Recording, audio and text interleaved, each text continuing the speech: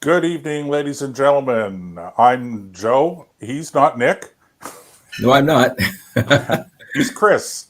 Nick is off tonight, and you're listening to the Nick and Joe Show, which at some point in time we're going to have to rename the Nick, Joe, and Chris Show, because Chris has been a guest host on the show so often lately, and of course he's always been a welcome guest host on the show, almost right from the beginning, but you've been doing it a lot lately, Chris, and appreciate you filling in mostly for me. Well, not just mostly for me, exclusively for me. This is, I think, maybe the first or second time ever that you filled in for Nicholas. Yeah, that's my pleasure. And if you want to rename the show, you could call it the Three Amigos or something like that, something clever. But I don't know if the Three Amigos really works when you think about it, because that's, it just doesn't have a good Canadian feel to it. So I don't know, the Three Forwards, give it a nice hockey sort of theme. So that's right. Yeah, I don't know, the Three Forwards, or I don't know. Yeah, they always have these interesting names for these hockey lines, so we can come up with some kind of an interesting line name. The power play line. Power play line. There you go. Yeah. Well, but of course, somebody else, I think, who is it? Is it that's CTV or CBC? I'm just playing around with the wires behind my back here, my earpiece. You're very professional. It was very professional of me to do that on air. So, I don't know if it's CBC or CTV that does power play already. So what we'll have to do is we'll have to think of a better name. But Nick, or not Nick, sorry. But ladies and gentlemen, maybe you don't know this, but Chris is also running for city council, municipal councillor here in Ottawa. So Chris is running in his ward. I'm actually running in my ward, and this isn't a political announcement, and we're not going to get into political stuff here, municipal political stuff here. That's not the intent. But I was just thinking, Chris, that if you win and I win, and a couple of our other friends out there win, maybe we'll have our own weekly municipal show. We'll have to sit down with John, our producer, and see if he's interested in doing something like that. But let's win these seats first. That's right. We'll win the seats first, then do a show later. Even win, lose, or draw. I guess there's no draw, but even so, we could always add a municipal affairs section to the show, because people, wherever you live, there's always a municipal issue to deal with. Well, not just that, it's actually quite interesting, and I don't know if our listeners, because we have some international listeners and that, so we won't keep you long on this subject, guys, because we do have some important things we want to talk about.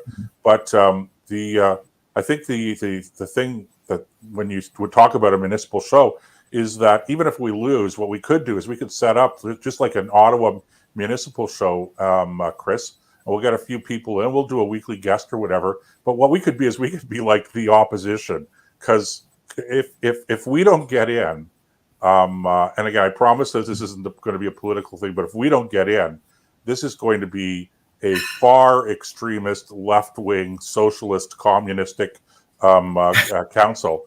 It's really quite astonishing how left-wing the major candidates are out there. And but okay, let's set that aside, because someone's going to be listening in and they're going to go, oh, those guys are using this to buttress their campaign, which I don't care about, but I care about somebody saying that it's a violation of the Election Finance Act or something, because we should be paying for the airtime or whatever. I do want to say one last thing about this the election, and that's our regular participant in our show is Craig, and Craig is actually running for. I don't recall if it's a municipal seat or mayor out in the Calabogie region, which is west of Ottawa. So it's beautiful country up there.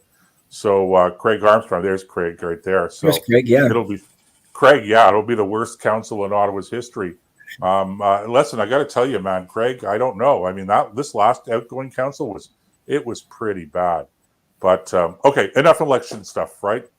The big news the big news in Canada, political news, is the election of Pierre Poilievre as leader of the Conservative Party was confirmed on Saturday on the weekend.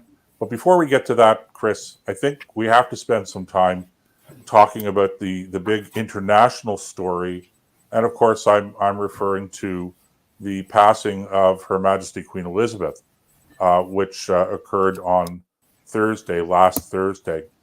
So, and it's. I have to tell you, I'm a monarchist. I feel very strongly about the monarchy.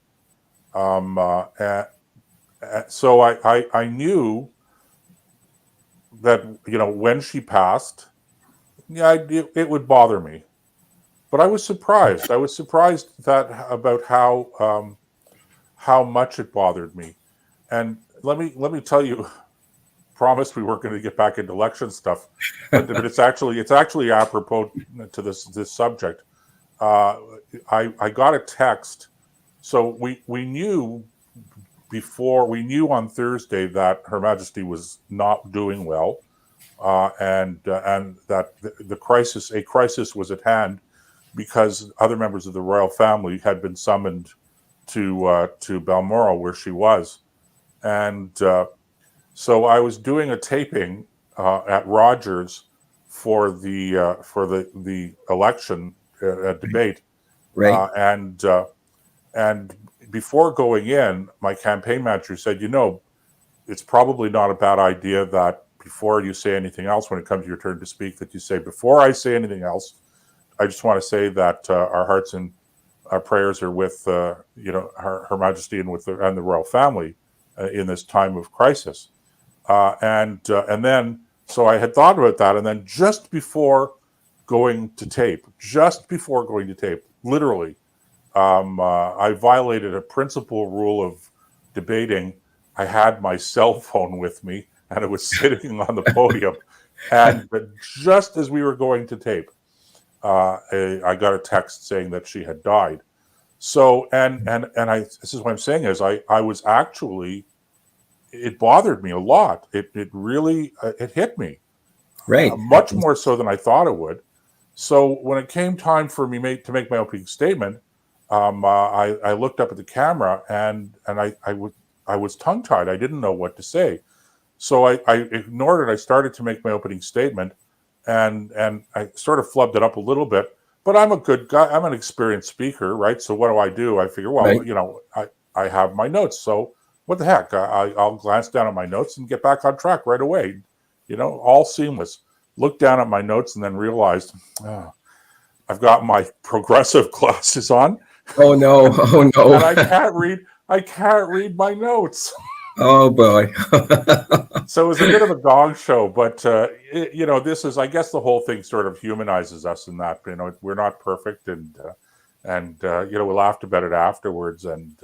One of my opponents was going to talk to me afterwards going, don't worry about it. It's not so bad. It all happens to all of us and stuff like that. And I'm going, yeah. I really wasn't nervous. I just, bam, everything sort of hit me. And then when I went down to recover, okay. And then, you only have 60 seconds. So I've already lost 15 or 20 seconds fumbling around, right? So I just basically said, sorry, guys, time to move on to the next person. Anyway, so where were you when you heard that Her Majesty had died? I was actually at my mom's place. My mother, who is actually a year older than the Queen, if you can believe that. Wow. My mother had a little accident about 3 weeks ago, maybe 4 weeks ago, and she actually cracked some ribs. So you can imagine a woman in her late 90s with cracked Yeah. ribs. So my sister and I have been taking care of my mother, going back and forth and making sure she's okay. And so that morning, if the Queen died, the phone rang at my mom's place. My mom picked up the phone, and then I all I heard was my mom said, "Oh no, oh no," and I knew immediately what had happened. Because I'd heard earlier that the Queen was not well. So as soon as I heard my mother just go, "Oh no," I realized that the Queen had passed away, and she didn't have to say anything more. I knew it, and my mom, as most people in my family are very staunch monarchists, and I wasn't sure that my mom wasn't just going to break down and cry at that moment. I wasn't sure what to expect, but there's a lot of actually similarities between my mom and the Queen because they're close in age. I believe the Queen has 3 sons and a daughter, right? And I believe you're right. One, two, you got three, Charles, Edward, Andrew, right? and is it Margaret, the daughter? Anne. Anne. So my mother has 3 boys and a daughter. And actually, when you match up the Queen's children to my siblings, we're almost like very similar ages. So as the years went by, the Queen's kids grew up and, became mature adults at the same time as my mom's kids were becoming mature adults. So not to say that there's any other similarities between my family and the royal family, but I was thinking, if my mom had ever had a chance to sit and talk with the Queen, they would have had a lot in common regarding family. Yeah, and I haven't followed things too closely since Her Majesty's passing, but a couple of times in the last few days, I have sort of tuned into some of the things happening that are being broadcast on YouTube, and I will say this, okay, I'm astonished by the outpouring of love, of sorrow, just the emotional outpouring that Her Majesty's death has triggered around the world, but particularly in the United Kingdom. And Chris, I was watching the procession from Balmoral to Holyrood Castle in Edinburgh. Country roads lined with people. Yeah. And not just, sporadically, but solidly 2-3 people deep. And then as you get more into the developed areas of the city, crowds. And then the procession from the Air Force Base to Buckingham Palace, which I believe occurred yesterday. I was watching some of that last night on YouTube. And again, just the people that came out to pay their respects.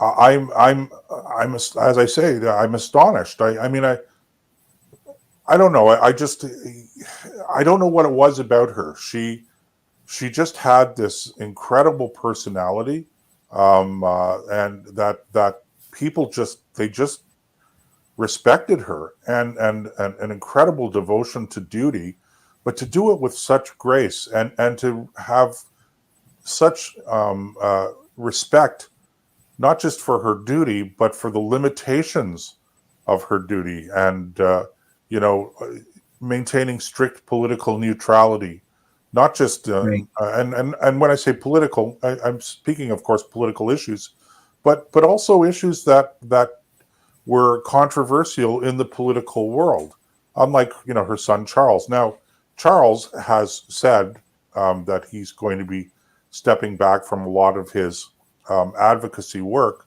and I believe he's already started to do that, divesting himself of or removing himself from leadership positions in a number of charities. So, perhaps he'll follow his mother's example in this regard.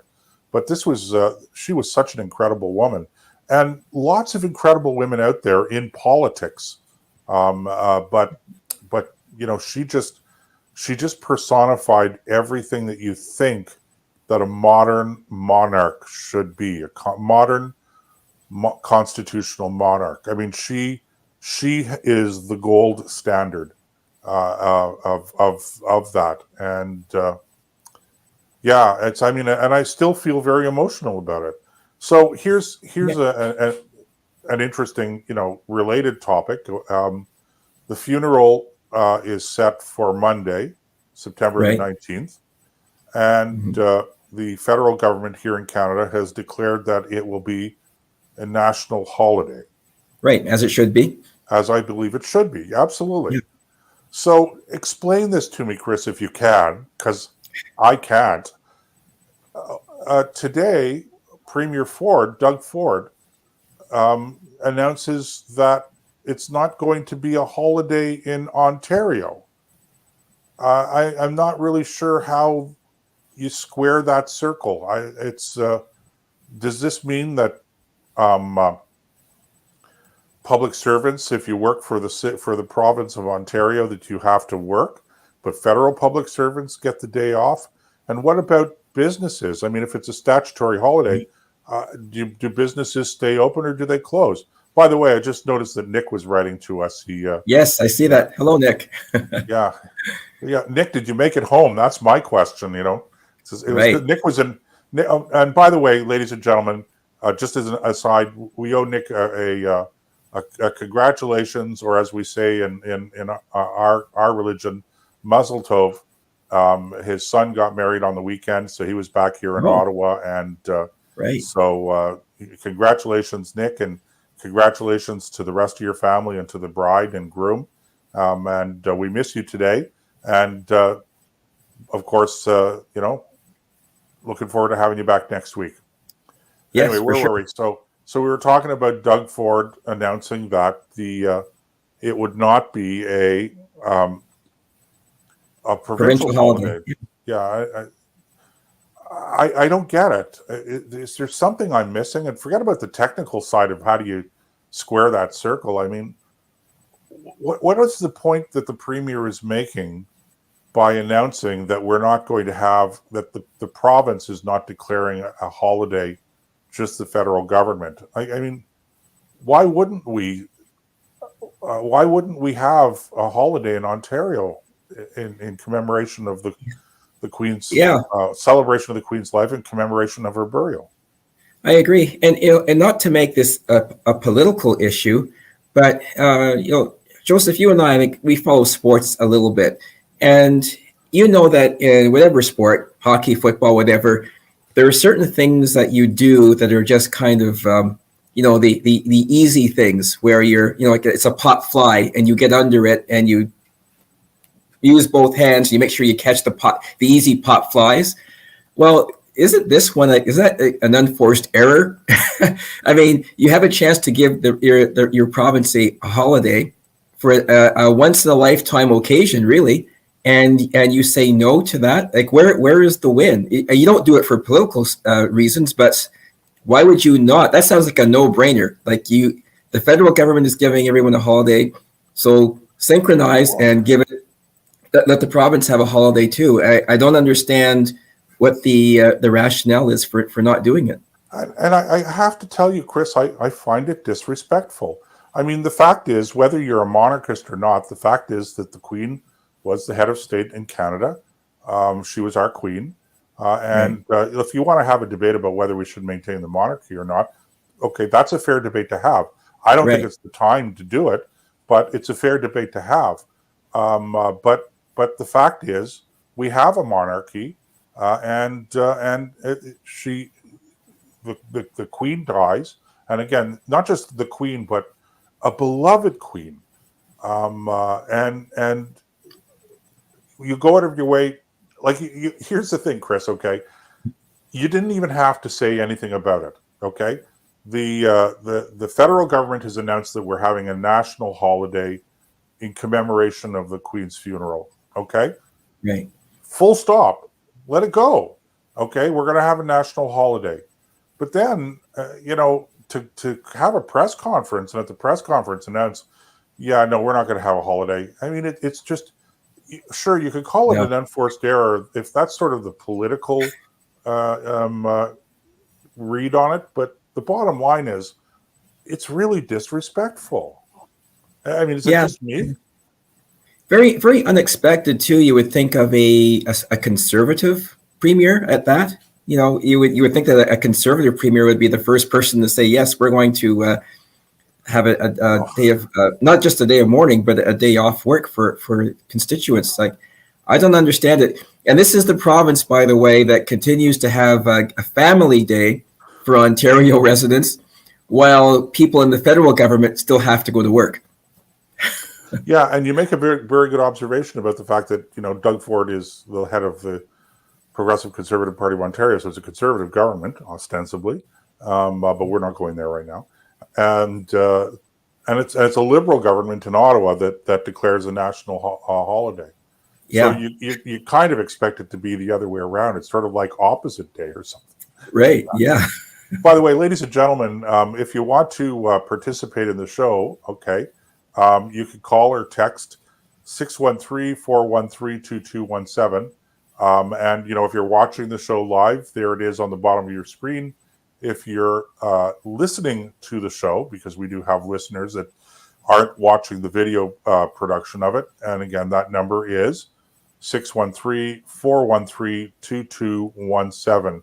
Or you could participate by video chat and get your face up here on the screen with Chris and I, and Chris and me. Chris and me, I think it is. Chris and I thought was okay, but Chris and I am on the, well, maybe. Anyway, to go to for video chat, go to www.blasttheradio.com and click on the video chat icon. And our famous producer, John, yeah, Milkman John, will get you on right away. Well, not right away, but he'll get to you eventually. Yeah, talking about the Queen, Joseph, I don't know if you had a chance to ever see her up close. I had an opportunity, I think it was in the late 90s. She came to Ottawa and she was at the Governor General's residence. And I went with a friend of mine who I was working with at a part-time job. And my friend was with somebody who had a disability, as I recall. And because this person had a disability, they allowed us to go to kind of like the front of the line where the rope was. And so the Queen was wearing I remember she was wearing a bright green dress. And at the time, Don Boudria, I think, was the deputy prime minister, or he was the head of he was a cabinet minister anyways, Don Boudria. And so he was escorting the Queen along, and she came walking along by the rope, and we were maybe like about, I don't know, maybe 10 feet away from her at the closest. And it was really something to be able to say, wow, I'm just like 10 or 12 feet away from the Queen. And this is back in the days before cell phones, but I still have the pictures, the old Kodak pictures of the Queen passing by. And that was quite an afternoon. And I was really quite impressed to be able to say I was that close to the Queen. Have you had that experience before? No, I never met the Queen, which is funny because I've met so many senior politicians and heads of state over the years, but I never met the Queen, and I regret that. I regret not having had the chance to meet her and to exchange pleasantries and that's all. I don't have to have a sit down conversation with the Queen, but I would have liked to have met her and to have had that experience. And the effect that the Queen and the monarchy have had on Canada, I don't think a lot of people really understand that. Yeah, it's pomp and pageantry and whatnot, and people say, why do we need the monarchy? But every time the Queen or a member of the royal family comes to town, there's something in the air. It is just kind of, there's some electricity in the air that to me it's worth it just for that, just that feeling of something special is happening. I realize that they are just regular people, flesh and blood like you and I, but there's something about this whole tradition that goes back centuries that it just gives me goosebumps when they come to town. And I can't explain it, but it is something that is real that people feel in their hearts. You've most of us will never get a chance to actually sit down and talk to a royal or be even give them a handshake. But there's something about the effect of the monarchy on Commonwealth countries that it's hard to explain, but there's an electricity in the air whenever they appear. Sure. Look, I'm a monarchist. I'm not a monarchist because I have a particular affinity for tradition. I do, but that's not my reason. The fact is that the monarchy has plays an important constitutional role, and that if we were going to abandon the monarchy or get rid of it, then that's a major constitutional undertaking, and I'm not in favor of these, basically throwing out these constitutional arrangements just on a whim. I like to say this is our system. It's worked very well for us.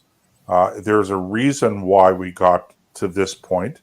That we don't have a monarchy in a vacuum, so to speak. It is the culmination of, as you mentioned, centuries of political evolution, and just because we don't see a practical purpose to it, or most people don't see a practical purpose to it. There is a practical purpose, but most people don't see it. They don't get involved in governance at that level, and so they feel, well, throw it out. But just because you don't interact with it or don't understand or don't see any practical benefit to it doesn't mean you throw it out. And so yeah, I have a lot of trouble with people that just sort of cavalierly say, let's change our political system, let's forget about our history. It's really wrong to do that, and you have to have some roots and some tradition that unifies us. And I think that the Queen, perhaps above all else, was a unifying presence certainly in the United Kingdom, and to a very large extent here as well. Yeah, when you think of the history of the world and the history of the Western civilization, many of the countries that fall under the reign of the Queen, the Commonwealth countries, many of these countries have done really well. And I think that there is a tie-in to the monarchy and how well many of our Commonwealth countries have done. My parents came to Canada from Jamaica, which is a Commonwealth country. There's talk now in Jamaica that they want to cut ties with the Queen, and that's really saddens me. And once again, you get that maybe vocal minority who think this is a good idea. I've had this discussion with my mom several times, saying, okay, even if these people get their way, how is that going to make Jamaica a better country? I don't understand how it makes Jamaica a better country by severing ties with the Queen. Where's the upside to it? I can't see it. Yeah, I feel the same way as you do. But these are people. It's a mindset, and again, not to be political, and because I'm going to use terms that seem to be political, but I don't mean them politically. I mean them philosophically. But this is kind of the liberal mindset: is that if it doesn't have a utilitarian purpose today, toss it out. And there seems to be no sense of loyalty to the past. Simply, and out of when I say a sense of loyalty, I'm not talking in a vacuum either. I'm talking about the fact that the past is the path that we took to get here, and if you start tinkering with the past, that is to say, if you start throwing it out and ignoring it and not teaching it and not understanding it, you lose touch with some of the controversies and some of the subtle settlements on controversial issues and practices and procedures that maybe people don't see and don't understand today, but that led us to this point now. And what we don't want is, if you don't have an understanding of those things, then you find yourself in a situation where inadvertently you can end up repeating the past. And I'm not talking about major wars or political catastrophes or crises and stuff like that. I'm talking about small things along the way that over a period of time accumulate to become major things. So you have to have a loyalty and understanding and appreciation and respect for the past, number one. And number two, you have to have a healthy regard and sense of duty to the future. And if I had to sum up the difference in my mind between liberals and more liberal-minded people and more conservative-minded people, it's precisely that.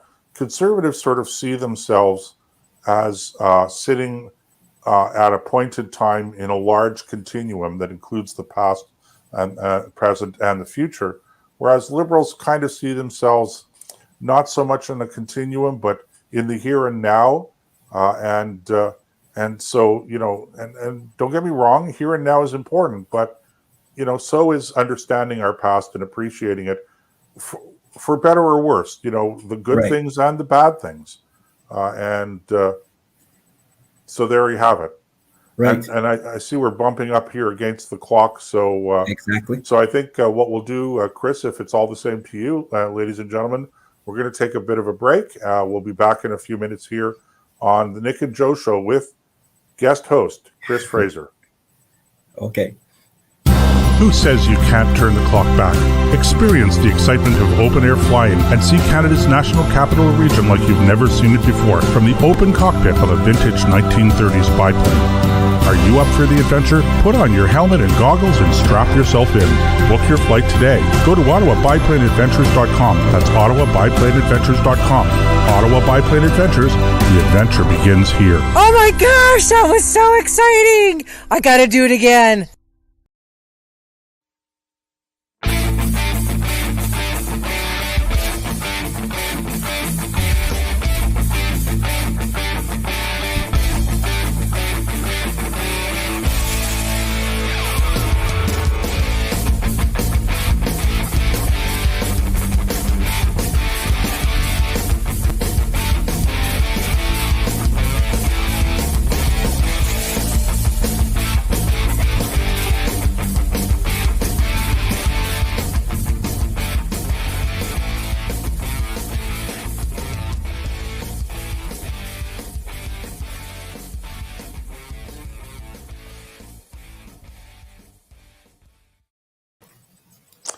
Okay, we are back. I am Joe.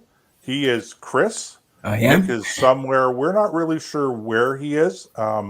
He is either back home in Sioux Lookout or he's somewhere on the road between Sioux Lookout and Ottawa. So, and he was tuned into the show because he sent us a message. So I don't know if he still is, but if you are, Nick, happy to have you. Here he is, halfway there. Yeah. John, you're telling me he's only halfway there? Nick, man, what are you up to? Like, oh, maybe you left early because you were supposed to leave yesterday morning, Tuesday morning. Here it is Wednesday night, and you're only halfway there. You're enjoying your life too much, Nick. Yeah. Okay, time to buckle down and get back into the real world. So I'm learning a lot about the geography of Ontario just by following Nick because he's always in these different places. Was it? What was the other place he was living a few months ago? Pickle Lake. Pickle Lake, yeah. So I'm learning more about Ontario just by following the journey of Nick and his life. Chris, pardon me. Oh my goodness gracious! I'm sleep deprived. Chris, it's a really big province. Before we get into that, let's just tell people again, call or text if you want to participate in the show, ladies and gentlemen, 613-413-2217. The number again, 613-413-2217. And if you want to participate via live video chat, get your face up on the screen. You will be world famous. That's right. Well, okay. Maybe not quite world famous. You'll be famous in a certain segment of the world that tunes into the Nick and Joe Show. Anyway, blasttheradio.com. Click on the live video chat icon. And I was going to say archive, but no, it's not an archive. It's an icon. Not the archive. And poof, lo and behold, the magic of modern technology, and you will appear, but not instantaneously because you have to go through our producer, John. So, if you have to satisfy him that you are a worthy guest before he puts you through, which I'm sure you will be. Yeah. Anyway. Okay. Where are we now? So the Queen's funeral's on Monday. I don't know what the timing is, but I would suggest this just to put a finishing sort of period on the whole discussion, Chris, about the death of Her Majesty, and that is that whether you're a monarchist or not, or maybe you're just sitting on the fence, you're just ambivalent one way or the other, it doesn't make a difference to you, take the time to tune in. This is a historic occasion, and this was a great woman, and especially if you're younger, you'll have the opportunity. It may not seem like much now, but at some point in time you'll have your own children and grandchildren, and maybe even great-grandchildren, and you can talk about having been part of history. Maybe you weren't there at the funeral. Maybe you weren't in the United Kingdom at the time. You weren't standing on the side of the road or anything like that. But still, you could participate in history and be part of it and relay that to future generations. An eyewitness account. I mean, that's modern technology. It's incredible. You don't actually have to be there to be more or less an eyewitness to history. And right. I just think it's very important. Anyway. I think she had a tender spot in her heart for Canada. And let's not forget, in 1982, she allowed us to bring the Constitution back to Canada. I guess she could have said, no, I'm not doing that. I'm not participating. But she went along with it. And, she realized that, hey, this is their country and they want their Constitution patriotic. So, it she didn't stand in the way. Well, that's an example of the monarch who has the constitutional authority in many cases to say no, basically going, yeah, but as a matter of constitutional convention, while it's not written anywhere in writing, she has the authority to say no, but the convention is, and by convention I mean the normal way of doing things, is that the monarch in our constitutional, a constitutional monarch does not exercise that authority. She respects the political process and the democratic process and democratic decisions. So the truth is, we don't even know what she felt about that particular thing.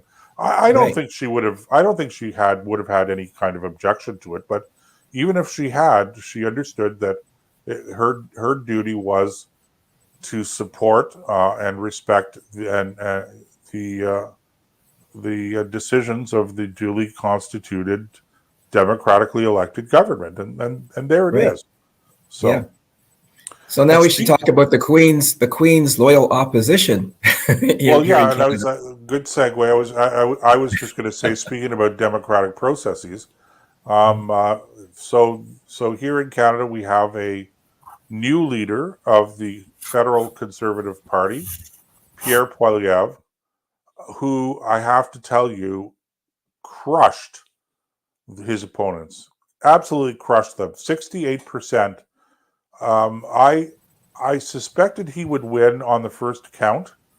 I was quite certain he was going to win, but I was surprised by the magnitude of the victory. He left everyone in the dust. So I was listening to our friend Lowell Green was talking about this on his show the other day, how people are saying, the media, one of the things that the media starts talking about is, job number one for Pierre Poilievre is to unify the Conservative Party. And as Lowell said in his show, I don't understand why anyone would think that the Conservative Party isn't unified when the new leader is elected with a 68% majority. It's an absurd proposition to suggest that the Conservative Party is not unified. That doesn't mean that there aren't differences of opinion on different policy areas. Of course. Different ideas about how to approach problems. And that's healthy in any political organization to have that kind of discussion. And the Conservative Party is no different. Now, you're going to have the odd person, I think, that's going to be unhappy with the fact that Poilievre was elected leader of the party. Right. Some of them may tear up their party cards. I don't know. But this is whoever does that will be a fringe minority. And I suspect, again, that even those people that didn't support Pierre are lining up behind him. And I think that's interesting. Now, I think the bigger question now is going to be, oh yeah, Craig points out that Pierre won 330 ridings out of 338.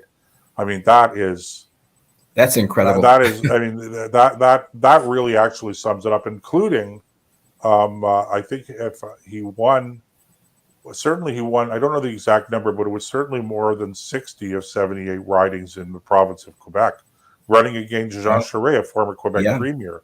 Right. So it was a pretty significant victory for Pierre,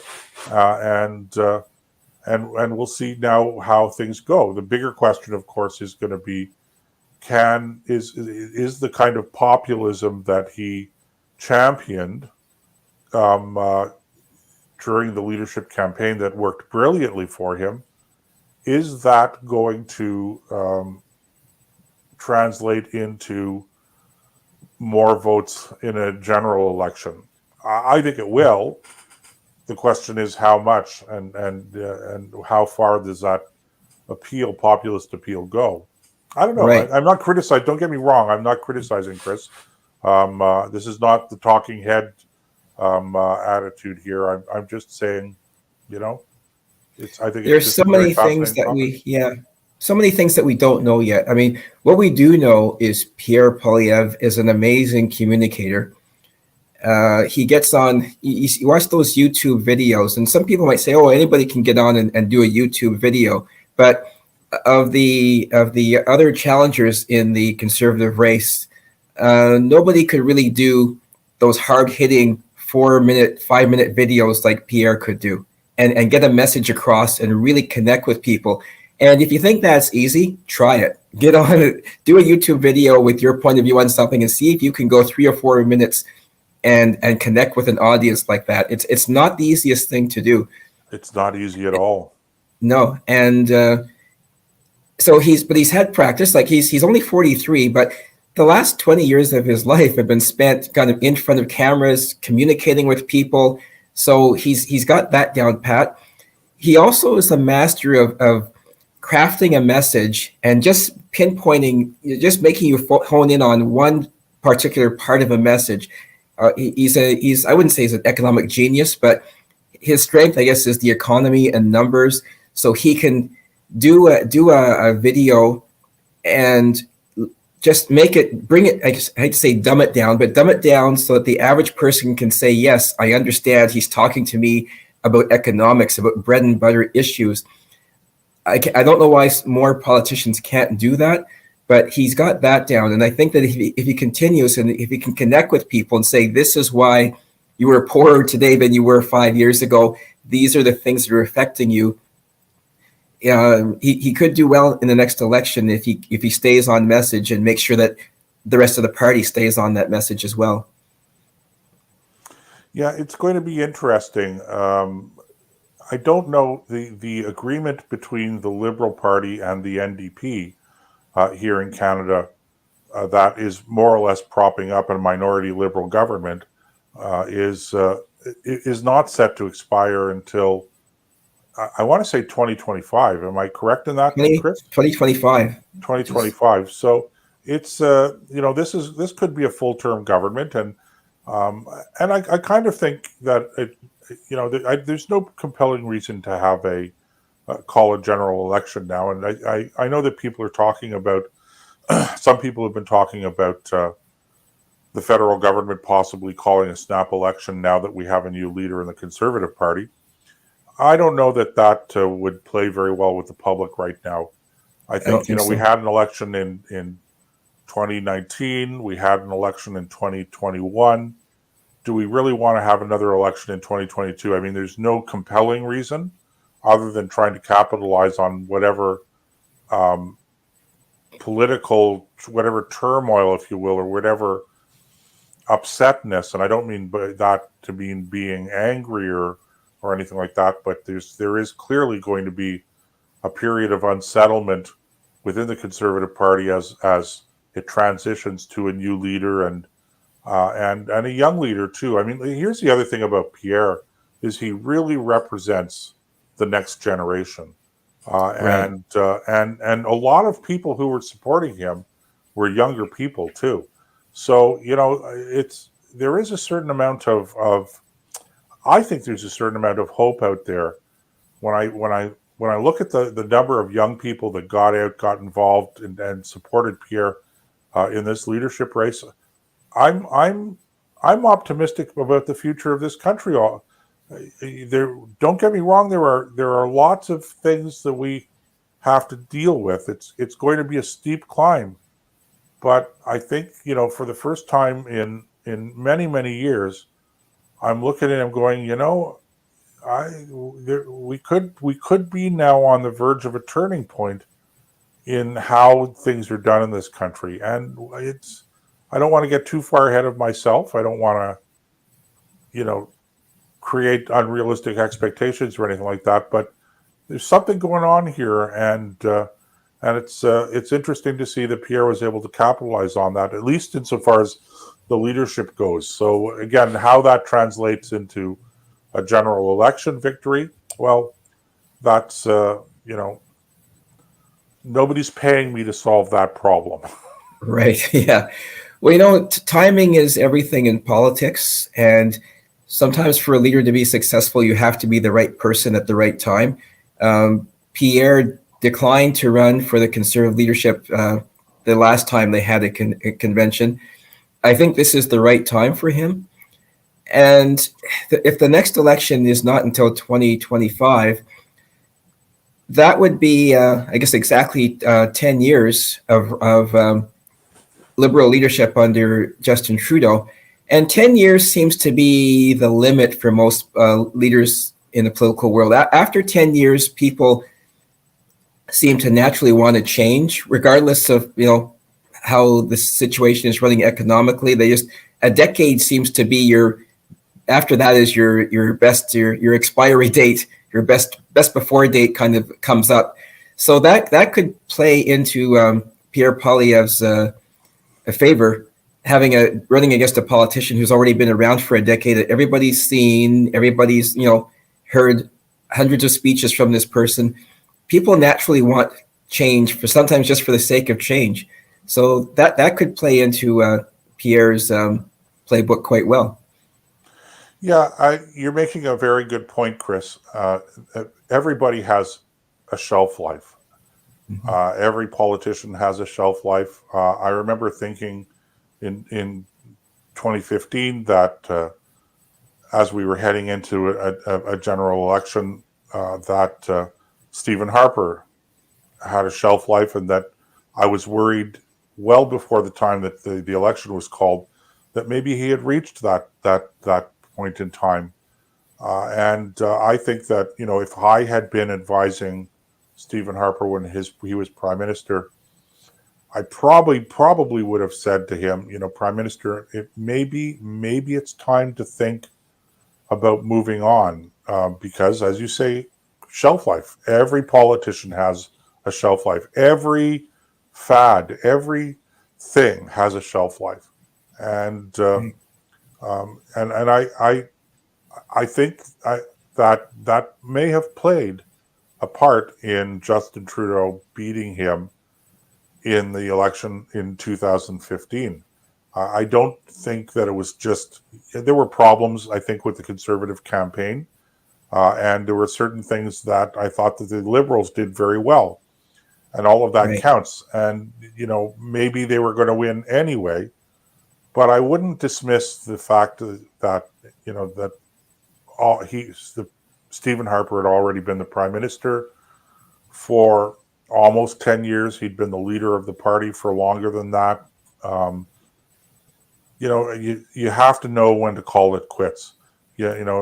Let's not be. Who am I thinking of? who was that football player? Well, how about gosh, I've been drawing a blank on all football players now. And now, anyway. Oh, are you talking about Tom Brady? I wasn't. I was going to say. I was going to say Tom Brady. Originally, I wasn't going to say Tom Brady. I was going. Who played? He played for the not the Denver Packers, the Green Bay Packers. What was his name? Oh, Brett Favre. Brett Yeah. Favre. So Okay. Brett Favre. I'm retiring. I'm not retiring. I'm coming back. I'm not coming back. Some of these guys they just don't get it. That you reach a point in time, and it's not.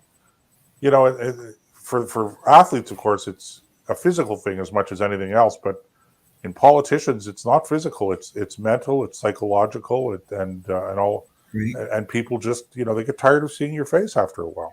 That's all. Yeah. But you're going back to the Stephen Harper days in 2015.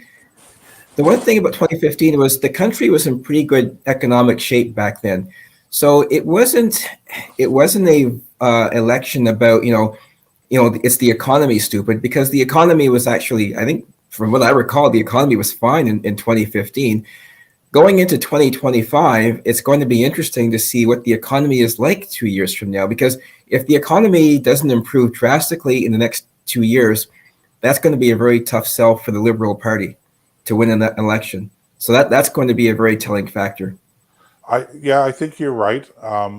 Although, it's still 3 years from now. So Yeah. 3 years is a long time in politics. And I wouldn't be surprised if the economy had recovered. And we're not in such bad shape now. I think that the trends are all pointing in the wrong direction at this point in time. But these things can turn around. I think if you're a conservative partisan, the good news, bad news for the country, good news for the Conservative Party is that I just don't think that this group of Liberal ministers really have a firm grasp on things, and that's not just Liberals. I think that's a problem with politicians in general. One of the things I've been telling people in the municipal campaign is that it's not just enough, because I kept saying one of my themes has been we need to elect politicians, we need to elect councillors with their priorities straight.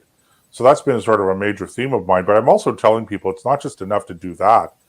I mean, the fact is that you have to think about elected councillors that actually know what they're talking about. And they know not just their files, but they understand some of the basic things. Let me give you an example. Okay, not electioneering again, but this is Okay. I think but I think it's an important thing for people to consider. When you because roads are always an issue in a municipal election, right? So I'm sure you're hearing about roads in your campaign, Yeah. Chris. Well, here's the thing about roads is that you have a road. First of all, the way we do it here in Ottawa is not the way it's done normally elsewhere. We use a different subsurface material for road subsurface, and I think that the quality of the asphalt that we use is a poor quality. And I'm not even sure that all of the contractors that do the paving even meet those standards. But let's set that aside for a second. You lay the subsurface down, you put the asphalt on, you pave the road. But one of the reasons that we actually pave the road is not just to have a smooth surface. It's because it seals the road. Okay, it seals it prevents the moisture from getting into the subsurface, etc. And how do you get potholes? Well, how you get potholes is that often what happens is there's moisture underneath the asphalt, okay, and when that moisture, that water freezes in the wintertime, and it pushes up on the asphalt, which is cold, so less flexible, and it starts to break it up a little bit. It undermines the integrity of the asphalt. So where am I going with this? Okay, I completely understand, Chris, the idea that we want to have roads that are safe and calm for our children in residential areas. But someone somehow in the last few years has come up with a bright idea. I don't know where it came from, of putting in these steel posts in the road. Okay. As if it's not enough that I can see the sign over here says 40 kilometers per hour. I have to see the sign over here in the middle of the road. Now, people will give you a pat on the back and go, well, that's helping to calm the traffic down and keep people from speeding. And I think it does. But while you're doing that, you're drilling into the surface of the asphalt, and you're breaking the seal of the asphalt. So what you have moisture seeping in, Right. and in the end, all that does is it undermines the integrity of the asphalt, and you have the roads falling apart more quickly.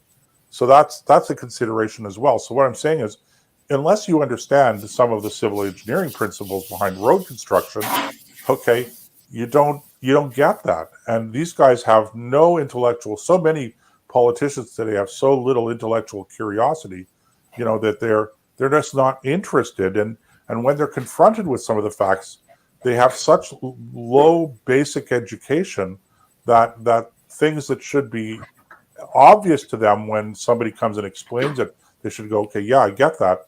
They don't understand. For instance, and then I'll drop the subject, okay? For instance, water expands when it freezes. Everything else, when it cools and freezes, okay, it contracts. But water expands when it freezes. Ice always occupies a greater volume, which is why when you put your body, this is why you never freeze a bottle of water. Because if you put a plastic bottle of water in the freezer, then Right. that bottle will burst, okay, if it's filled up to the top, or it'll push the cap off or whatever. That's Right. why. So, Yeah. so you have to know a little bit about what you're talking about, and have some basic education so that you can grasp some of these facts when they're presented to you, and the intellectual curiosity to go in and find out and ask the right questions. Yeah, and this issue of like the road barriers and the traffic calming, it's just one example of how we institute policies based on maybe feelings, but not facts. Because I've grown up in this city, and I have a few decades of driving behind me, and I grew up in a very nice residential neighborhood. And before we had all these traffic calming measures, I don't remember people being hit like bowling pins down the street. So where is this statistical evidence that shows fewer people have been hit by cars ever since we put in speed bumps and barriers in the road? I mean, people are always going to get hit by cars. It's unfortunate, but it happens, especially in big cities. But this is just window dressing.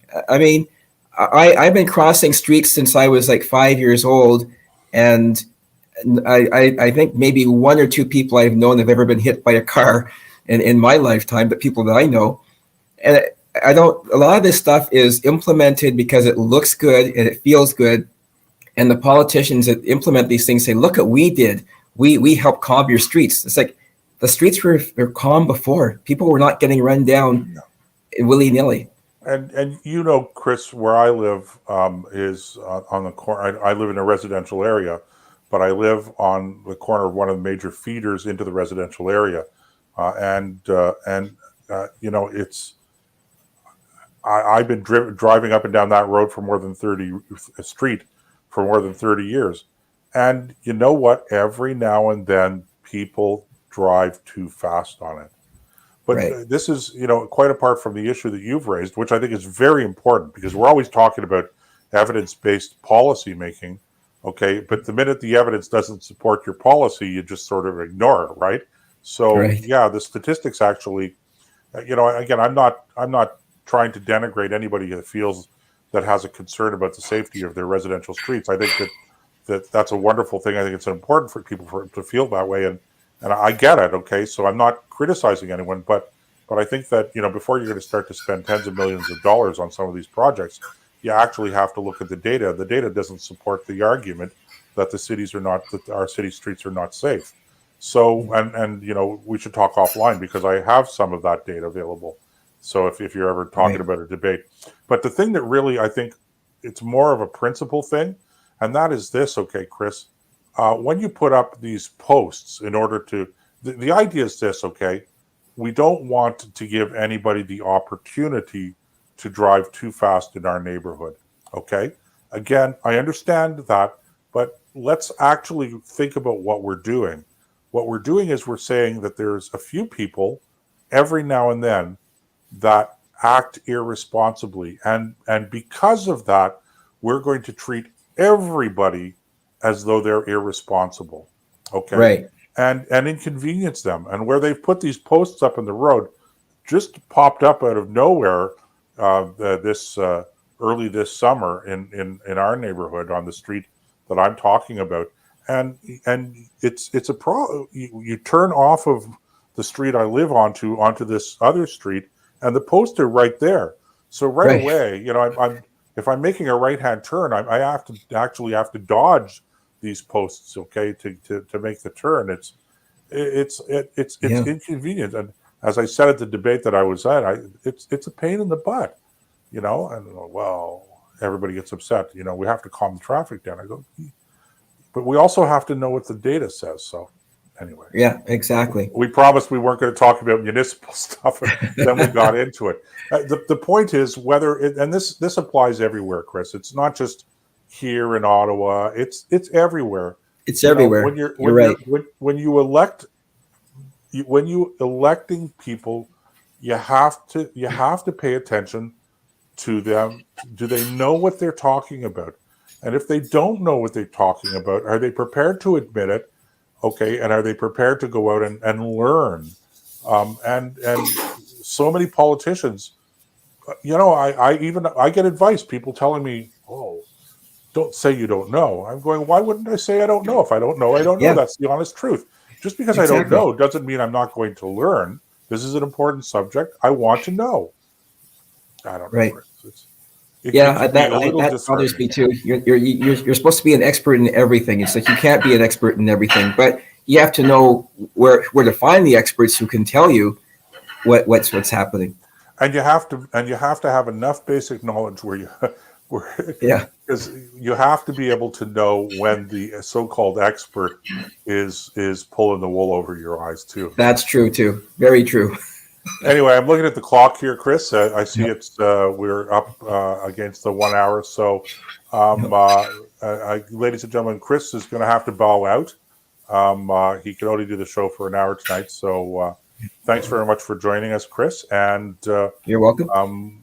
We will catch you at some point in time on the campaign trail. You bet. Take care. All right. Take care. And, we didn't talk about this, John, but are we going on for another hour here, or is that the end of the show for tonight without Nick? And I'm sorry, I'm sandbagging, John, because we never really talked about it. Well, we talked about it briefly, and you said I'm cool to do an hour. So if you want to do another hour, it's you talking to you. I can't think of anything less interesting than that. And ladies and gentlemen, when was the last time you heard a politician admit that? I would have to Google real deep for that, I think. Okay. Okay. So listen, we're going to call it a night, ladies and gentlemen. It's sorry, Chris. I booted Chris out of the room. There was no need to do that. You're still there. That's okay. I was going to go. Chris is coming back for. I've changed my mind. Let's do another hour. I'll just be polite and stay till you officially end. Okay. Well, ladies and gentlemen, again, on behalf of Chris, but he's back now, so he can say it himself, and Nick and John. There's John, our producer. So you don't even need me to say anything, right? Just on behalf of Nick. Thanks for joining us, ladies and gentlemen. We will catch you next week at the same time, and maybe we'll do even the 2-hour show. Nick and Joe Show here on blasttheradio.com. See you next week.